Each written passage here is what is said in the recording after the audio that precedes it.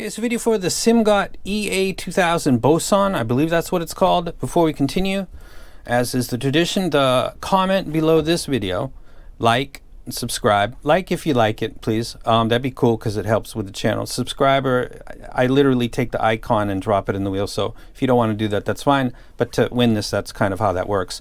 This is a set that I'm going to do a video for called No Earphone Left Behind Retro Version, because this is an old classic that doesn't get mentioned a lot, and in its price range it should, because the quality control, unit variants, those are all really high level because it's a Sony. I think that it's a very bassy set, but it's got magnesium super tweeter and it's got a lot of detail.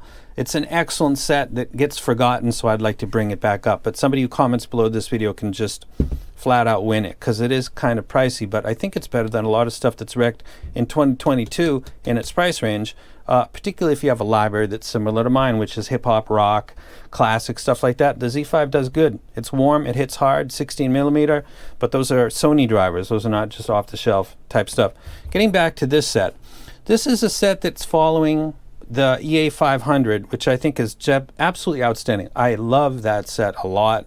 I'm a big fan of it. I've got a couple sets to give away. Twitter, I'm going to give away on this channel. I think it's so much winning in its price range. So I was very excited to get the latest one, which is the EA2000. It looks absolutely beautiful. I don't know, that EA500 has just a simple back metal. This has kind of the white cap, which looks like some of the older Simgots. I'm talking, hopefully, the engineer. I'm not talking to the rep, because reps are carnival barkers. I've been in this hobby for 10 years and they have no pull whatsoever, and when you give them ideas, they hardly have any connection with what actually goes on. But I digress. For the engineer, the EA500 is using nozzles that you can switch. That's much easier. You guys are using on this one the terminations. The possibility of somebody forcing this 4-pin in and messing it up is quite high, more than it is those nozzles having an issue. Now, if you can see right here, you can see it's got a passive radiator. Passive radiator is a driver that's basically not connected to anything, and it's being influenced by the active driver.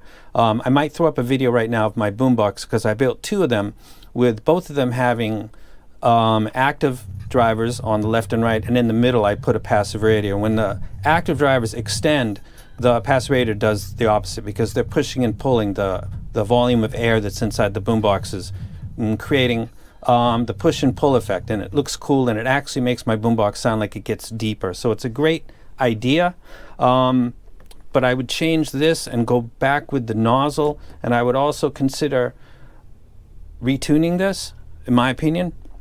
So let's get to this. This is the frequency graph.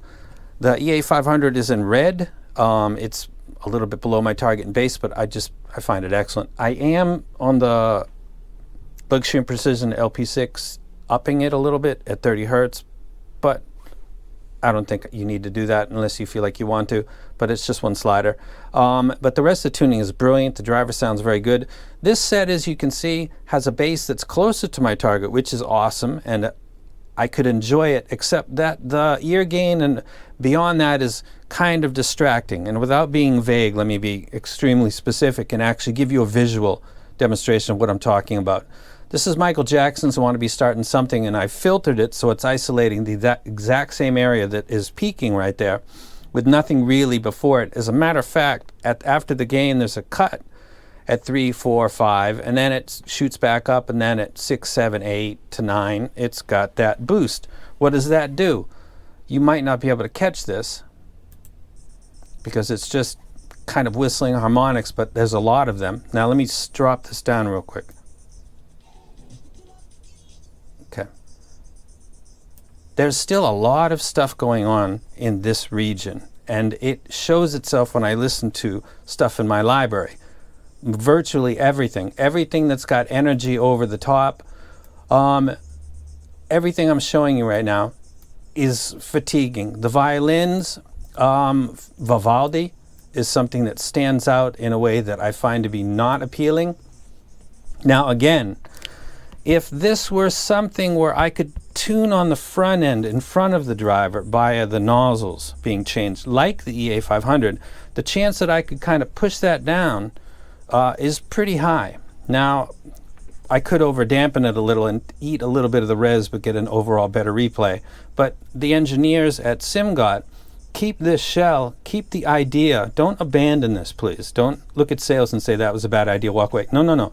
This is potentially a brilliant idea. You simply need to control the upper mids to treble a little bit better, in my opinion, and you will increase sales.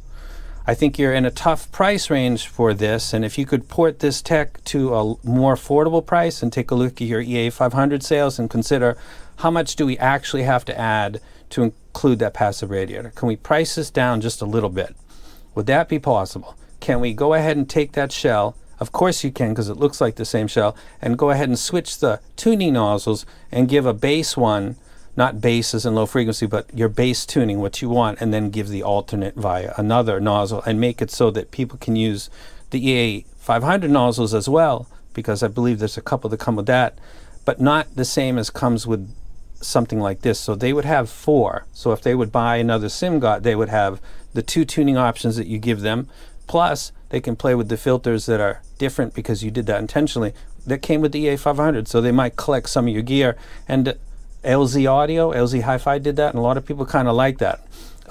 Again, using this as the adjustment it's got a higher fail potential than the screw-ons, in my opinion. I think it looks beautiful. I think it's a great idea. I think the tuning is for the market in the West. Other people are going to come along and disagree with me. That's fine. I'm talking about my library, everything from Vivaldi to Tupac, even listening to Tupac, pretty much everything that I listened to on Me Against the World, it was over energetic. That region being boosted up and then nothing before it and nothing after it makes your focus be right there, because there's nothing to distract you just before it or just after it. It stands out literally on a graph, and it stands out literally to your ear pretty much with anything that you listen to. I would imagine people that listen to K-pop and J-pop might experience the same thing, though I'm not sure. Excellent first try at this tech, and I would think that it's definitely something that you should stick with and work with more. I think that the low frequency sounds good. I think that talking about the lows and the mids, like I typically do, I'll keep referring to the fact that while I'm trying to listen to the bass line, I'm getting the other things pushed up, whether it's hi-hats or cymbal strikes or keyboards or harmonics and vocals, or I'm always being drawn away from the thing that I'm trying to focus on. And that happens whether I'm focusing on a bass guitar or I just want to generally listen. I'm constantly pulled to that area that's boosted because it's literally distracting. I'll go ahead and put this down. This is where companies improve or don't. So don't take criticism. Who am I, number one?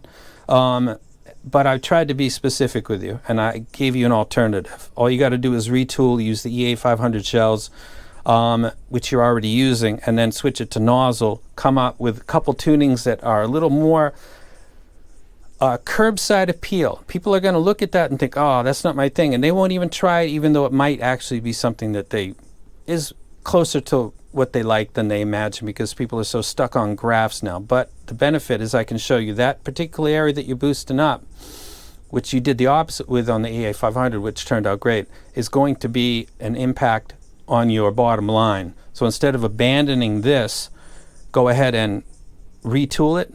Take the same tech, passive radiator. I don't think anybody else is doing that. What is the real benefit? Because of the way you tune that, I can't really tell and focus on it unless I would have cut everything via EQ. So I'll stop rambling. I obviously don't recommend it. It's hopefully an incomplete project.